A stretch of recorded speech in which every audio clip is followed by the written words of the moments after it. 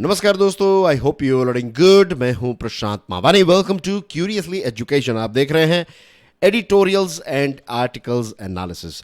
दोस्तों, आज हमारे टेबल पर as you can see 5 important topics हैं, right. To be precise 4 topics हैं और 5 आर्टिकल्स हैं। जो पहला है ये वाला ट्रेड पोटेंशियल, ये आरसीईपी के साथ जुड़ा हुआ है, बहुत इंटरेस्टिंग टॉपिक है। फिर ये वाला जो है दी एसेंट बिगिंस, ये इसरो के साथ जुड़ा हुआ एक विषय है।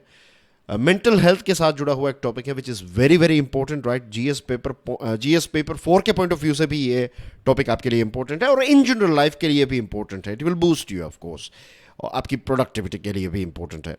और यहाँ पर 2 आर्टिकल्स हैं, आप देखकर मीन्स थोड़ा थोड़ा दिख रहा है ना आपको, बैकग्राउंड में इजराइल और पैलेस्टाइन के फ्लैग्स हैं। तो ये वाला टॉपिक इजराइल और हमास के साथ जुड़ा हुआ है और ये वाला भी इसके साथ जुड़ा हुआ है, राइट। डोंट वरी, हम जो चीज़ें अभी तक रिपीट की मीन्स जो डिस्कशन कर ली है उन चीज़ों को रिपीट नहीं करें। कुछ नया होगा तभी हम इसको डिस्कस करेंगे, as you know, right.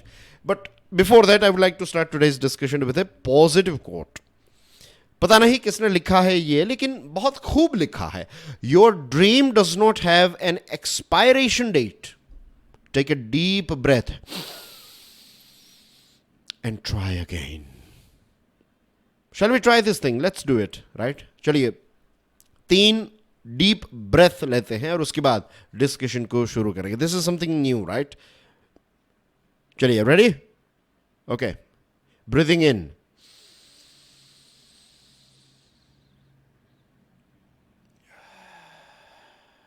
breathe out from your mouth, breathing in from nose.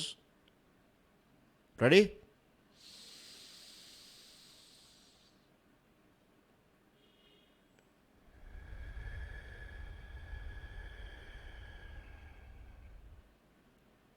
And the last one.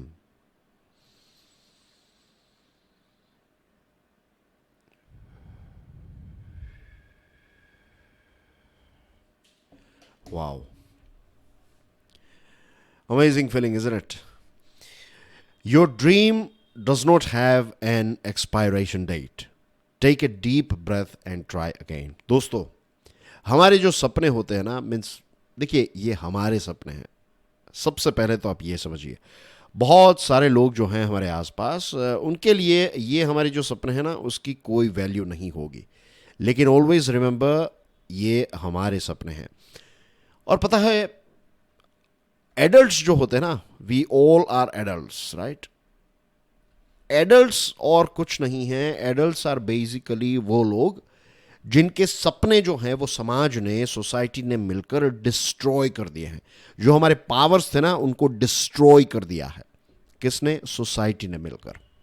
हमें यह कहा गया है कि यार, तू सुपरमैन नहीं है, या फिर तू सुपर वुमन नहीं है, तू ये नहीं कर सकती, तू ये नहीं कर सकता, तेरे बस की बात नहीं। हमारे परिवार में कभी किसी ने ऐसा नहीं किया है, हमारे एरिया में कभी ऐसा कभी किसी ने नहीं किया है। ये बहुत सारी चीज़ें, राइट। हमसे थोड़ी ये हो पाएगा, हम तो ऐसे लोग हैं, हम तो बहुत ही गरीब लोग हैं, हम तो बहुत ही छोटे इंसान हैं। ये सारी चीज़ें जो हैं वो हमारे दिमाग में डाल दी है। कई बार ऐसा हुआ होगा कि आपने कुछ बहुत ही इंटरेस्टिंग चीज़ की, आपको फील हुआ कि you have done something very good, और जेन्युइनली आपने अच्छा किया था, लेकिन या तो टीचर्स ने, या तो पेरेंट्स ने, या तो किसी जो बुज़ुर्ग हैं उन्होंने कुछ कह दिया आपको, और आपके जो सपने हैं, आपका जो पोटेंशियल था ना, उसको तोड़ दिया, उसी समय पर तोड़ दिया।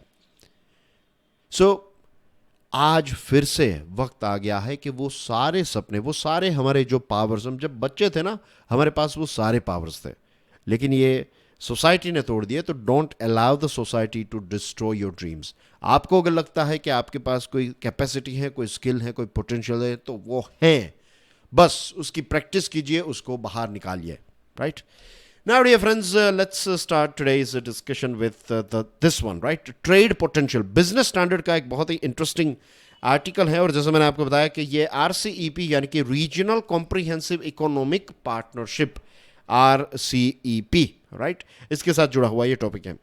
अब इस आर्टिकल में बताया गया है कि ग्लोबल ट्रेड ग्रोथ जो है ना, व्यापार का जो ग्रोथ है, अगर इसका ग्राफ अगर हम देखें तो आने वाले समय में it is expected to stay subdued. ये उतना ज्यादा पॉजिटिव नहीं रहेगा, ये धीरा ही रहेगा, ये स्लो ही रहेगा। उसके पीछे मेन रीजन है slower economic growth, globally slower economic growth वाले सिचुएशन है। देखिए मैं आपको एक ब्रीफ दे देता हूं, राइट, क्या क्या चीजें हुई। कोविड आया, कोविड के बाद ऑफ कोर्स कोविड की वजह से लॉकडाउन आया, लॉकडाउन की वजह से इकोनॉमिक सिचुएशन जो है वो खराब हो गई। जैसे ही कोविड से हम बाहर निकल रहे थे तो रशिया और यूक्रेन ने हमें एक बहुत बड़ी गिफ्ट दे दी, और सिर्फ रशिया यूक्रेन नहीं, नेटो भी उसमें उतना ही शामिल है, उसने भी दुनिया को एक गिफ्ट दी, एक बहुत बुरी gift, and that is war, right. तो इसकी वजह से food security, fuel price, inflation, ये सारी चीज़ें चल रही थी, राइट। इकोनॉमिक ग्रोथ जो है इसका प्रोस्पेक्ट खराब हो गया, और उसके बाद यूरोपियन यूनियन, यूएसए, खास करके भारत के लिए बड़ी बड़ी मार्केट्स जो हैं, तो ये सारी मार्केट्स जो हैं ये बहुत ही स्लो मोड में चल रही थी, इसमें उतना कोई खास ग्रोथ नहीं था। फिर चाइना एक लंबे समय से लॉकडाउन में रहा, तो इसकी वजह से बहुत सारी चीज़ें, सप्लाई चेन जो है वो डिस्टर्ब हो गई, खास करके इलेक्ट्रॉनिक आइटम्स को ले लीजिए, और आजकल इलेक्ट्रॉनिक आइटम्स हर जगह पर इस्तेमाल होती है, हमारी कार्स में भी जो चिप आती है, तो इसकी सप्लाई चेन डिस्टर्ब हो गई, डिस्टर्ब हो गई, तो इसकी वजह से लगभग बहुत सारे क्षेत्रों पर इसके इम्पैक्ट हमें देखने को मिलेगी। अब चीज़ें धीरे धीरे बैक टू नॉर्मल ही होने वाली थी, तब ये जाकर हमास ने अटैक कर दिया, और अब पता नहीं कितने लंबे समय तक चीज़ें जो है वो ऐसे ही चलती रहेगी, राइट। सो ये कुछ ऐसे बड़े बड़े रीजंस हैं जिसकी वजह से इकोनॉमिक ग्रोथ जो है वो अभी स्लो चल रहा है, और जियोपॉलिटिकल फ्रेगमेंटेशन जो है इसने भी कंट्रीब्यूट किया, जो मैंने आपको बताया ना, ये सारी चीज़ों की वजह से फ्रेगमेंटेशन हुआ है। तो मीडियम टर्म में आउटलुक जो है ये उतना ज़्यादा ऑप्टिमिस्टिक नहीं है।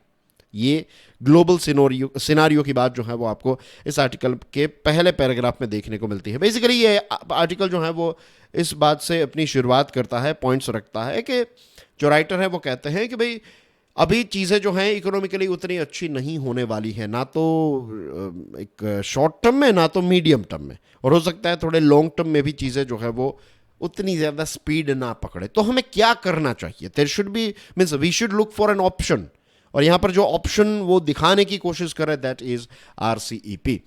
अब लेटेस्ट खबर ये आई है कि हमारे देश के दो पड़ोसी देश, एक तो है श्रीलंका, दूसरा है बांग्लादेश, ये दोनों RCEP को ज्वाइन करने वाले हैं। रही बात RCEP की, तो इसमें 15 देश हैं, एशिया पैसिफिक के देश हैं, तो एशिया के भी देश हैं, पैसिफिक ओशियन के आसपास वाले देश जो हैं वो भी इसका पार्ट हैं। तो टोटल 15 इकोनॉमीज इसका पार्ट हैं, अपने आप में एक बहुत बड़ा ग्रुप है। चाइना इसका पार्ट है, ऑस्ट्रेलिया, जापान, ये सारे देश जो हैं वो RCEP के मेंबर कंट्रीज हैं। और RCEP जो है ना, इसमें basically RCEP is basically A group of free trade agreement, कि यहाँ पर 15 देश जो हैं इनके बीच में फ्री ट्रेड एग्रीमेंट है as because of this RCEP। What is free trade agreement? बहुत ही सिंपल लैंग्वेज में, जो इंपोर्ट ड्यूटी होती है वो नहीं लगाई जाती। समझ गए आप? बहुत ही सिंपल है, बहुत ही इजी है फ्री ट्रेड एग्रीमेंट को समझना। I'll give you example. Let's say this is China here and this is Australia, right? अब चाइना से कोई चीज़ जो है आपने लेट्स से कार बनाकर ऑस्ट्रेलिया में भेजी, तो because both are part of RCEP, तो it will be free trade agreement का पार्ट है। तो ऑस्ट्रेलिया जो है वो इस कार पर कोई इंपोर्ट ड्यूटी नहीं लगाएगा, 10%, 15%, या फिर हमारे देश की बात करें तो 150% जितनी ड्यूटीज़ लगाई जाती है, तो ये सारी चीज़ें जो है वो नहीं होगी। सेम थिंग ऑस्ट्रेलिया अगर दूध के प्रोडक्ट्स जो हैं वो, या फिर अपनी वाइन्स जो हैं, Australia is famous for its wines, तो ये सारी चीज़ें अगर चाइना को भेजेगा तो इस पर भी चाइना जो है वो किसी प्रकार की इंपोर्ट ड्यूटी नहीं लगा पाएगा। तो ये 15 देशों के बीच में जो भी व्यापार होता है इस पर इनकम इंपोर्ट ड्यूटी जो है वो नहीं लगेगी। That's what free trade agreement is all about. और जब ज़्यादा देश मिलकर एक ग्रुप बनाते हैं तो इसको कहते हैं मल्टीलैटरल। ठीक है, ये कुछ ऐसे शब्द हैं जिनको आज ही समझ लेना, इजी मीन्स अच्छा रहेगा।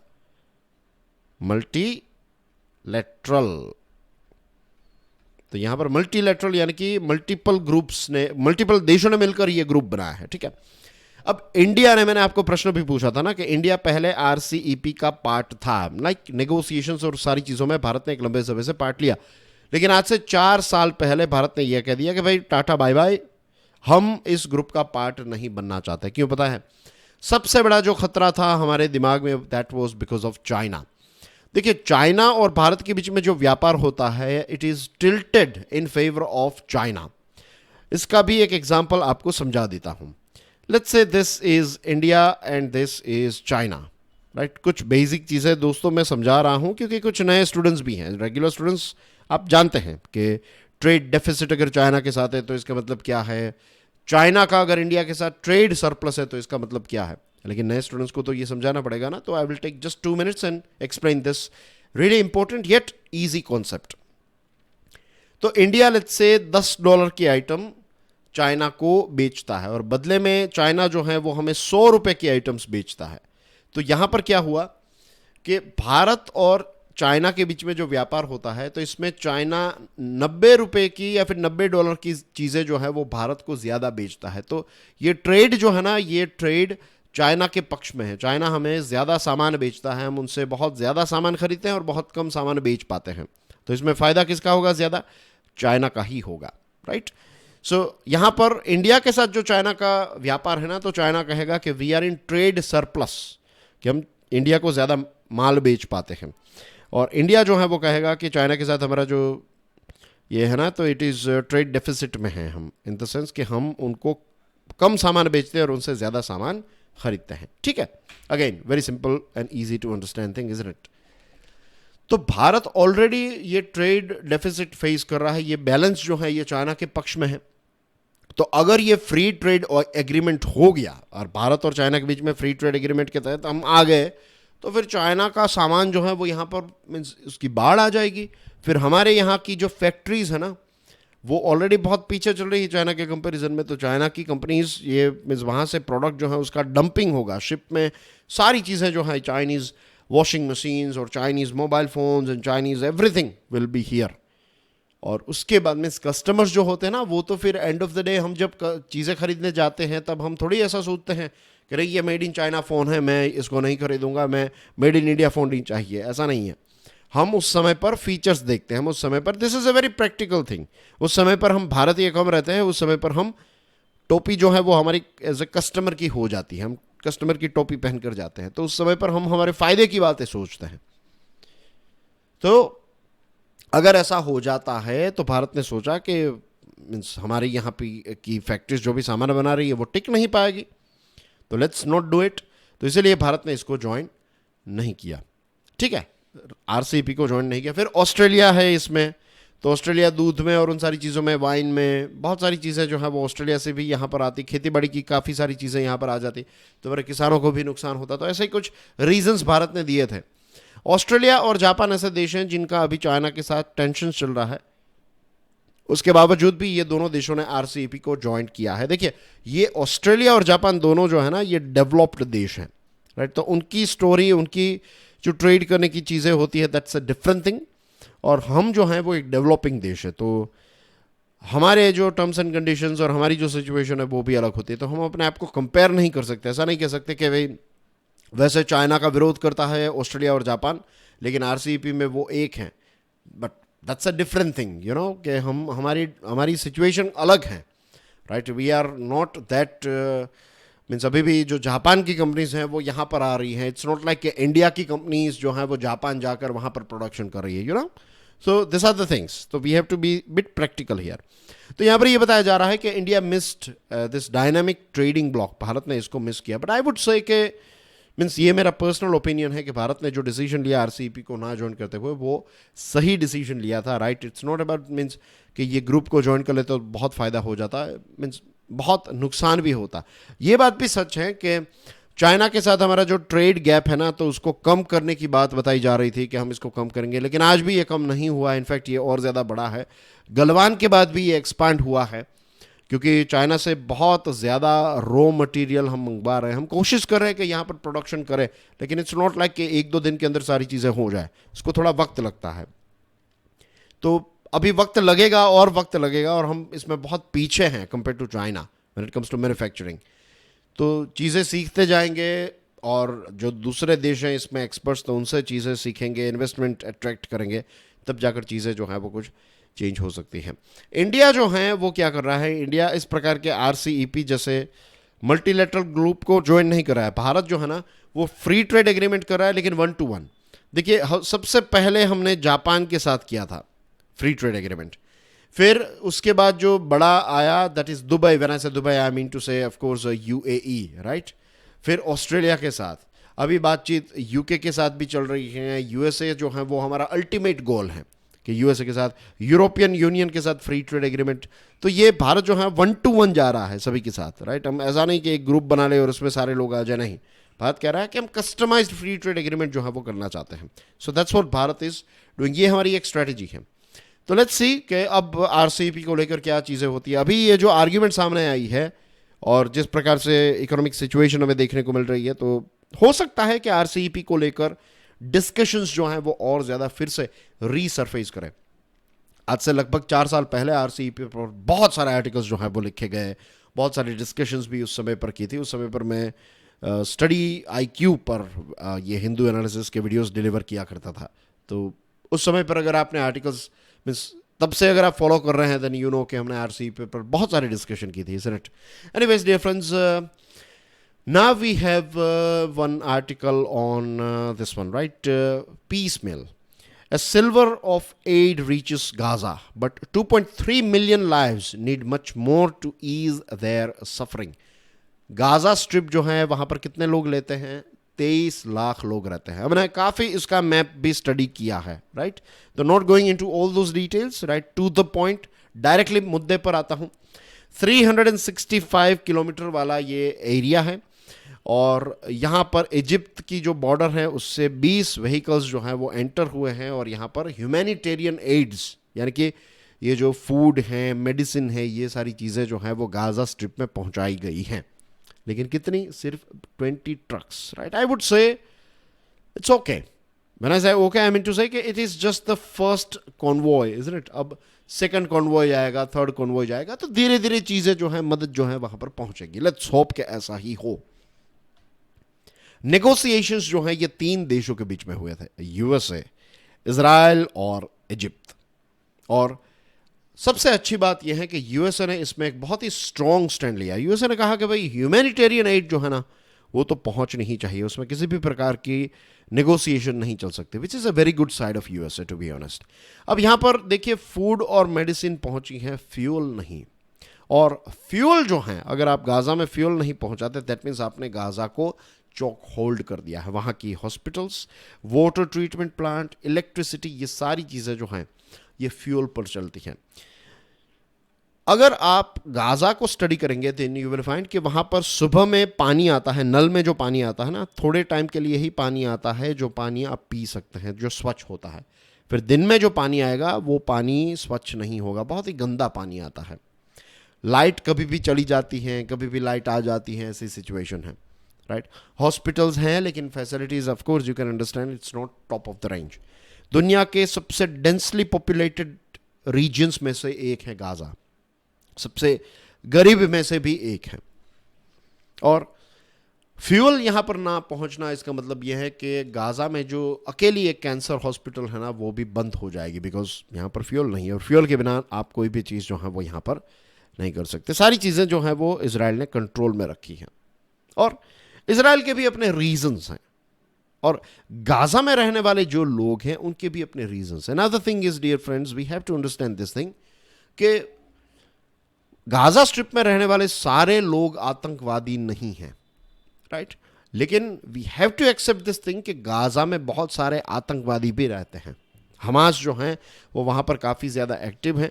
कुछ लोग हमास को डायरेक्टली इनडायरेक्टली सपोर्ट भी कर रहे हैं, लेकिन सारे लोग जो हैं वहाँ पर वो बुरे नहीं हैं। यूएसए के प्रेसिडेंट जो हैं उन्होंने कहा है कि ये जो रिलीफ है ना वो तो पहुंचनी ही चाहिए। और यहाँ पर this is a very good thing about USA to be honest, right. बहुत सारी जगहों पर यूएसए का कसूर रहता है और हमने कई बार इसके बारे में ओपनली डिस्कशन भी की है, लेकिन जहाँ पर जो पार्टी, जो देश, जो व्यक्ति अगर सही है तो उनकी सही बात भी हमें करनी ही चाहिए। That's what knowledge is all about.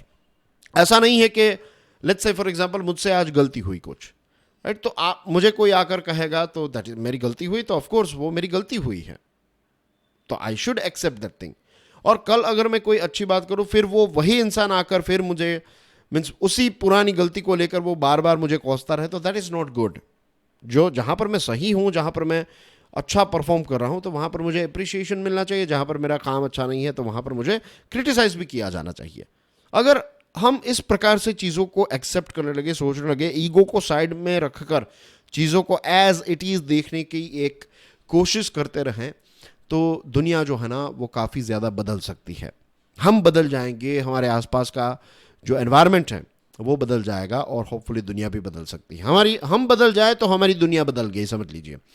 तो पर्सनली बाइडेन साहब इसमें इन्वॉल्व हुए हैं और उन्होंने कहा है कि ह्यूमैनिटेरियन एड को लेकर मैं किसी भी प्रकार का ऐसा नेगोशिएशन एक्सेप्ट नहीं करूंगा। उन्होंने पूरा अपना वेट लगा दिया, पूरा वजन लगा दिया कि भाई ह्यूमैनिटेरियन एड तो वहां पर पहुंचेगी ही और पहुंचानी ही चाहिए, और this is a good thing. चलो, उन्होंने काफ़ी अच्छी चीज़ की, लेकिन शॉर्टेज है अभी, राइट। ये सारी चीज़ें 20 ट्रक से पहुंचे और वो भी छोटे छोटे, तो डेफिनेटली शॉर्टेज है और वहाँ पर बहुत सारे लोगों को बहुत सारी चीज़ों की फिलहाल रिक्वायरमेंट है, छोटे बच्चे हैं, बहुत सारी। Means Gaza is in pain, to be honest, right, and of course Israel is also in the pain. लेकिन सबसे बड़ा प्रश्न जो है यहाँ पर हमें पूछना चाहिए, एंड दैट इज जो रियल परपिट्रेटर्स हैं, जिन्होंने ये सारी चीज़ें स्टार्ट की, चाहे वो हिजबुल्लाह हो, चाहे वो ईरान हो, राइट, चाहे हमास या दूसरे ऑर्गेनाइजेशंस इसमें शामिल हों, जो भी हैं, चाहे इसमें इजराइल के जो एक्सट्रीम राइट की तरफ झुके हुए जो लोग हैं वो हों, जिन्होंने जो भी रूट कोज में है इसके, मीन्स उनको क्या फ़र्क पड़ रहा है? क्या उनको जेन्युइनली कोई फ़र्क पड़ रहा है? यहाँ पर बर्बादियाँ हो रही हैं, इजराइल जो हैं, इजराइल एक लंबे समय के लिए अब ये हमास के साथ एंगेज हो जाएगा और पूरी दुनिया पर इसकी इम्पैक्ट हमें देखने को मिलेगी। So we have to think about it कि जो करवा रहे हैं उनको इससे क्या फ़ायदा हो रहा है और क्यों ये चीज़ें करवा रहे हैं। और सारी चीज़ें जो हैं, अब मीन्स मैं ऑनलाइन कुछ चीज़ें पढ़ रहा था and I was so shocked के लोग इतने ज़्यादा, I would say not, I want use the word radicalised, I would say इतने बेवकूफ़ हो चुके हैं, और ख़ास करके यंगस्टर्स छोटी छोटी चीज़ों पर हिंदू मुस्लिम क्या क्या शब्द लिखते हैं वो एक दूसरे के प्रति। फिर कोई कहता है कि वी आर विथ इजराइल। अबे भाई, तू घर पे 10 रुपए कमा कर नहीं दे रहा है, तू क्या इजराइल का साथ देगा? And same thing goes with that person who is saying कि I am with free Palestine. भाई पहले अपना कर यार, फिर पैलेस्टाइन के बारे में सोचना। सिर्फ ऑनलाइन कुछ कमेंट डाल देने से कुछ नहीं होगा। आई एम नॉट सेइंग कि आप वहां पर चले जाइए और कुछ कीजिए। What I am trying to tell here is कि कभी भी धर्म को लेकर झगड़ा जो है ना, वो इस प्रकार के वातावरण में कभी इसमें सॉल्यूशन मिल ही नहीं सकता। सबसे पहले तो यहां पर पीस का एनवायरनमेंट क्रिएट करना होगा। दिस इज मीन्स आपको लगेगा कि ये मीन्स अगेन हर कोई ऐसी रिपीटेटिव बातें कर रहा है, लेकिन सोचिए इसके बारे में।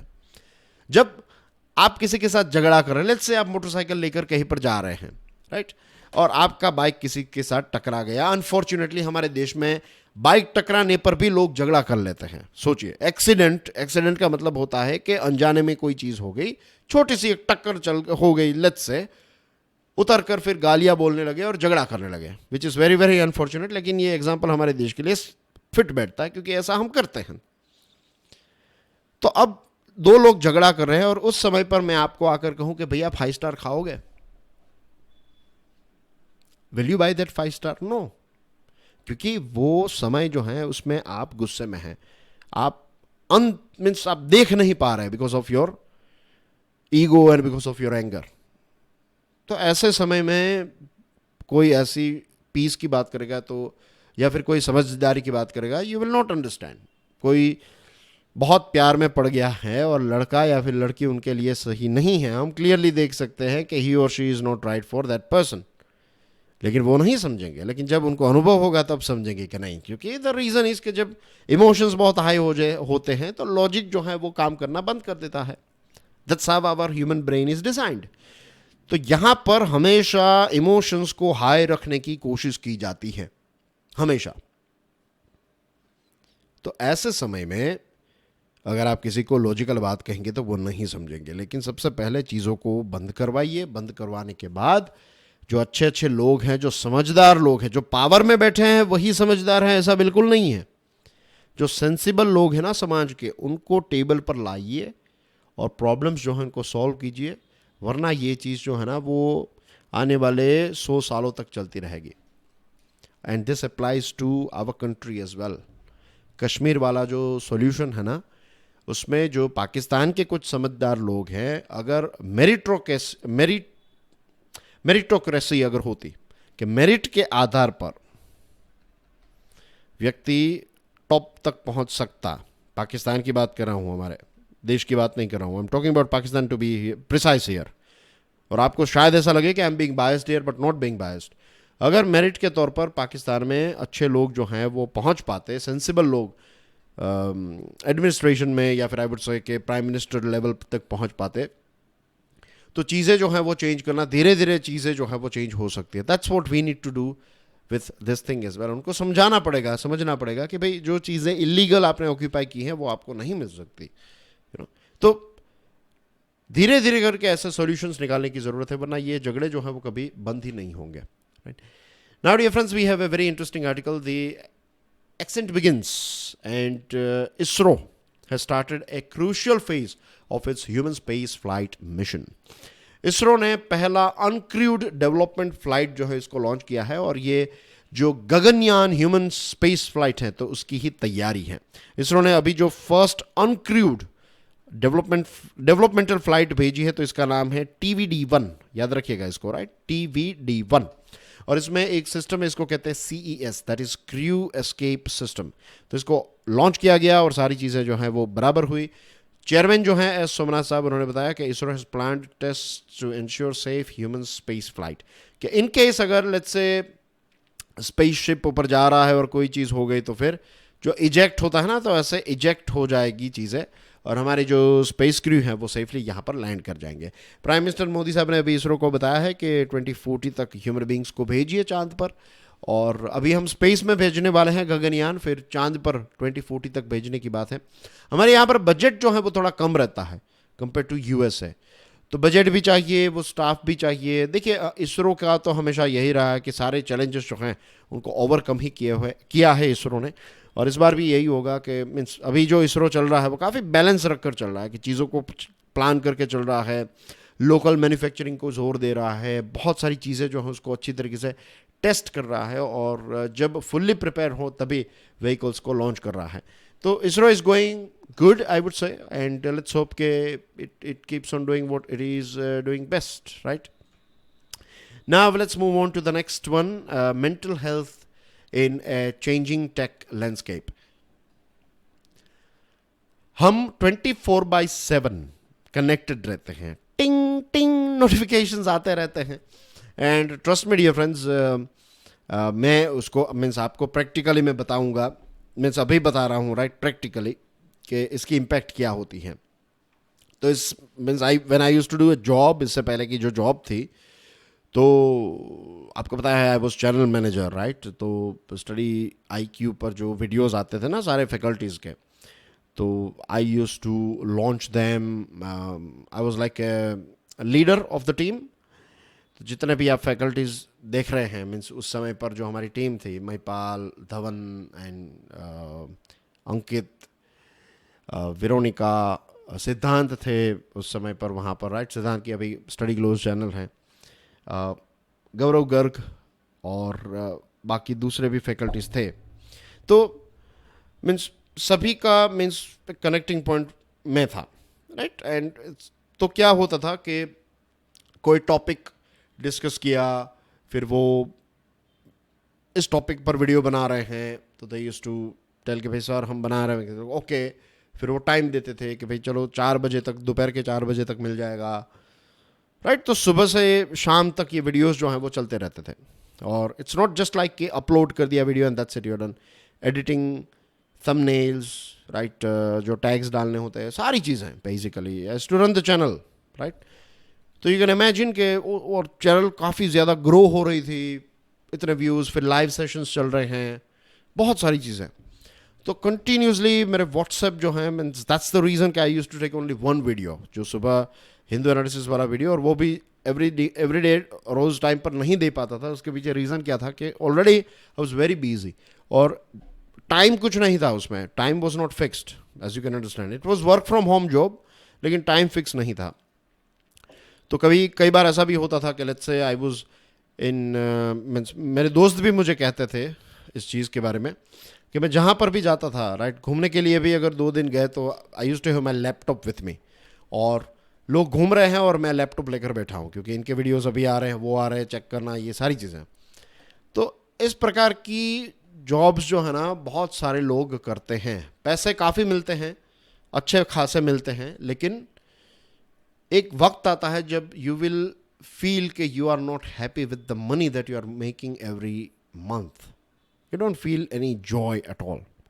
तब जाकर रियलाइज होता है कि एक समय पर ऐसा लग रहा था कि आई एम इनविंसिबल, कि मुझे कुछ नहीं हो सकता, मेंटली स्ट्रांग हो, ये वो सारी चीज़ें। It's not like that. Environment जब चेंज होता है, सिचुएशंस जब चेंज होती है, तो कोई भी बाहुबली जो होता है वो भी टूट जाता है। अच्छा हुआ कि ऐसा नहीं हुआ, बट मैंने वो एक कहता ना कि उसको दूर से देखा कि नहीं ये सिचुएशन हो सकती है, and that's not the reason कि मैंने जॉब छोड़ी, it's not like that, but I am just telling you कि इसमें मुझे मेरा एक प्रैक्टिकल अनुभव है मुझे इस चीज़ को लेकर। तो ये 24/7 कनेक्टिविटी है ना, इट्स नॉट गुड। मीन्स मैं तो कहूँगा कि आप ऐसा कीजिए, मैं करता हूँ इसलिए आपको बता रहा हूँ। We are talking about mental health, right, so it's very important. समय निकालिए और मेक श्योर कीजिए कि आप अपने फ़ोन को फ्लाइट मोड में डालिए, चाहे वो सुबह में हो। आई वुड से अगर सुबह उठे हैं ना आप, जब भी उठ रहे हो आप, उसके बाद means try to do things, means कीजिए आप इसको, कुछ भी कीजिए। आप सुबह उठकर फ़ोन को मत पकड़िए प्लीज़। एक छोटी सी चीज़ अगर आप मेरी मान सके, इसको इम्प्लीमेंट कर सके, सुबह उठकर फ़ोन को मत पकड़िए।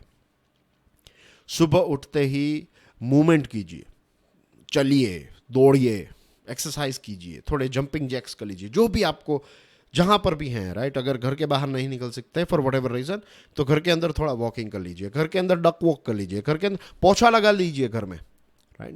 जो पोछा लगाते हैं ना, उससे भी काफ़ी अच्छी एक्सरसाइज हो। तो ऐसी कोई एक्सरसाइज, कोई मूवमेंट कीजिए, योगा कीजिए, whatever it is, but do that, don't take your phone.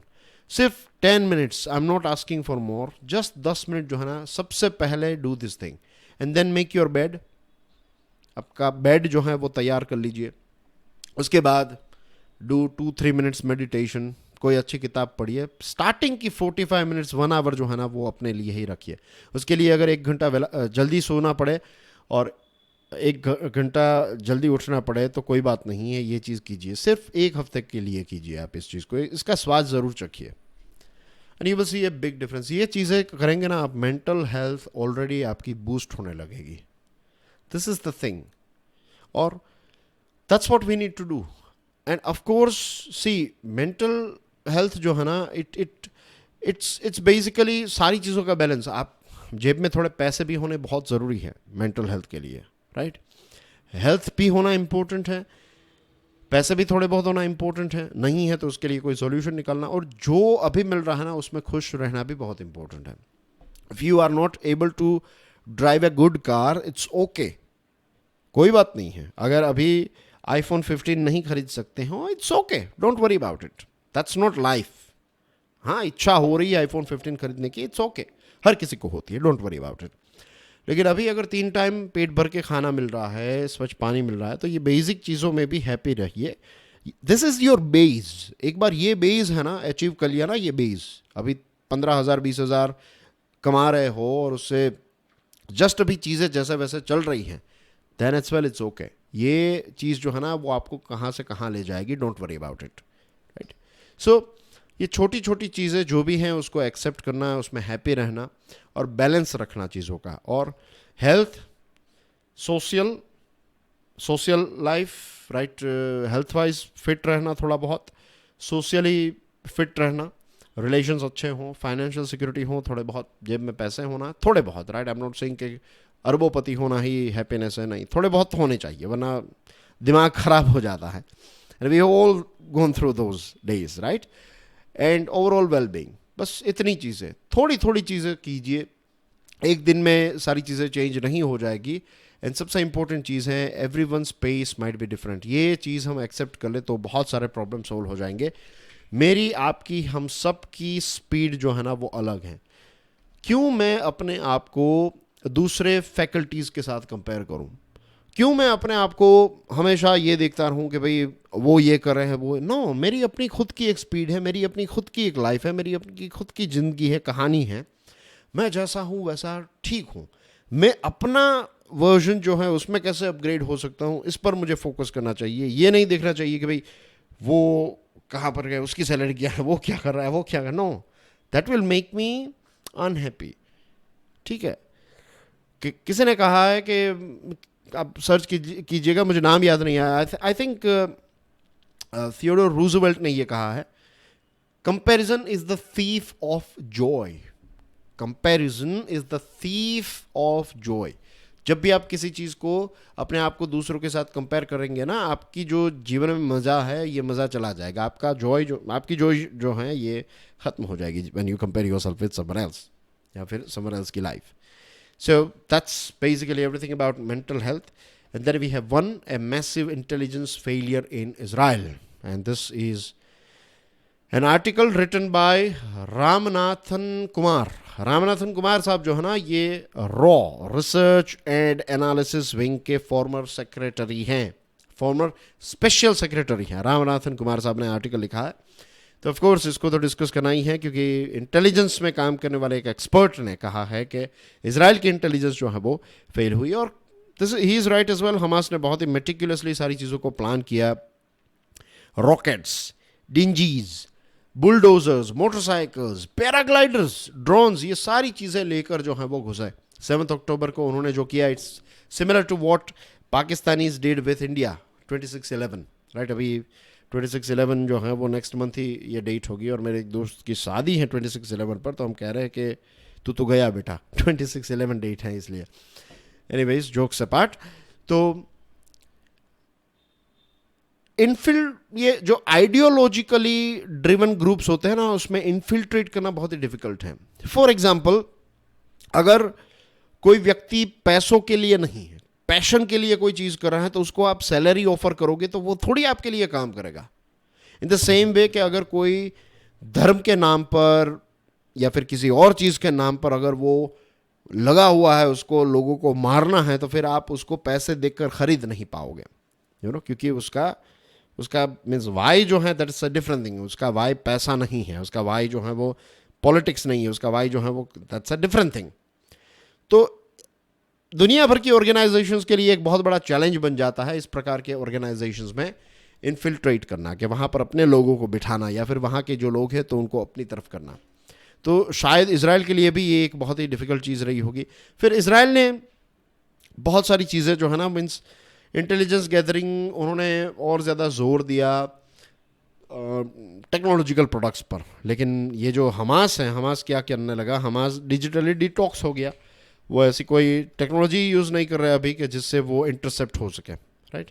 So this was a severe failure of course. और इसके पीछे भी रीज़न है वीकेंड इंस्टीट्यूशंस। हमने इसके बारे में बात की थी, पॉलिटिसाइजेशन हो गया, और जो जुडिशियल रिफॉर्म्स की बात चल रही थी, तो we have talked about that, so not going into the details. अब ये भी एक प्रश्न उठ रहा है कि क्या इस ऑपरेशन को, लेबनान में एक जो मीटिंग हुई थी, यहाँ पर हमास और हिजबुल्लाह के जो रिप्रेजेंटेटिव्स हैं उनकी मुलाकात हुई ईरानियन ब्रिगेडियर इस्माइल कानी के साथ। तो रिपोर्ट्स ये कह रहे हैं कि इसी मीटिंग में कहा गया था कि भाई आगे बढ़िए, हमारा आशीर्वाद आपके साथ है, राइट। और ये चीज़ हो गई, which is very very unfortunate. Now let's see कि आगे इसमें क्या होता है, right. But one thing is clear again कि use of force is not a sustainable solution. अभी तो फोर्स का इस्तेमाल होगा, लेकिन फिर चीज़ें जो है वो डिस्कशन से ही सॉल्व होगी। अब डिस्कशन तक हम ये लोगों को, ये पार्टीज़ को कैसे लेकर जाए, that is the most challenging thing. उसका ही सॉल्यूशन जो है वो ढूंढना है, right. So that's basically everything in today's discussion. आपके लिए कुछ प्रश्न हैं, राइट। पीएम मोदी साहब ने कंट्री का पहला RRTS जो है उसका उद्घाटन किया। तो name the countries first RRTS that was inaugurated bye PM Modi on 20th October. Which High Court in India said every female adolescent should control sexual urge. ये किस हाई कोर्ट ने ये स्टेटमेंट दिया है? एंड 1973 का जो अरब इजरायली वॉर था, तो जो करंट इसराइल हमास के बीच में कॉन्फ्लिक्ट है, तो इसको कंपेयर किया जा रहा है। तो 73 में क्या चीज़ हुई थी, कौन सा वॉर था? ईजी। आई एम श्योर आप में से बहुत सारे लोगों को ये आंसर ऑलरेडी पता है। पूछ भी रहे होंगे कि सर इतने इजी प्रश्न क्यों पूछ रहे हैं। देखिए आपके लिए इजी है, कुछ लोगों के लिए वो डिफिकल्ट भी हो सकता है। And this series is a daily dose of current affairs for you, right. इसके लिए किसी भी प्रकार की एक्सपर्टीज़ की ज़रूरत नहीं है, जस्ट इसको देखना स्टार्ट कर दीजिए, फॉलो करना स्टार्ट कर दीजिए। And of course like every day, right dear friends, do share this video with other students as well. Do let people know about Curiously Education, and I will see you soon with uh, some more interesting topics, right? Study Glows पर हमने launch किए हैं, और yes, I'll try to make some more videos. जैसे मैंने बताया था, नवरात्रि का माहौल चल रहा है हमारे यहाँ पर, बट आज दशहरा है, so today is last day, तो शायद हम जाएंगे आज रात को। आई am not sure, it all depends. अगर जाएंगे तो कल फिर लेक्चर जो है वो थोड़ा डिले होगा। वैसे आज दशहरा है तो आई थॉट, कल मैंने डे ऑफ रखा था, नवरात्रि का जो लास्ट डे था, तो आई थॉट क्योंकि जो 8वां दिन होता है ना, जिसको हम अष्टमी कहते हैं, राइट, दुर्गाष्टमी, यहाँ पर हम इसको आठम कहते हैं, तो जो आठम का सेलिब्रेशन होता है वो बहुत ही बड़ा रहता है। तो वी एन्जॉयड अ लॉट, 3-4 बजे वापस आए हैं। एंड नेक्स्ट ईयर तो मैं पूरा ये डांस स्टेप जो गरबा होता है वो सीखने वाला हूँ। मुझे अफसोस हुआ कि मुझे मीन्स आई कैन डांस, वो गणपति विसर्जन वाला dance I can do it very well, लेकिन ये वाला जो है ना स्टेप में जो करते हैं तो वो प्रो लेवल का मुझे नहीं आता है।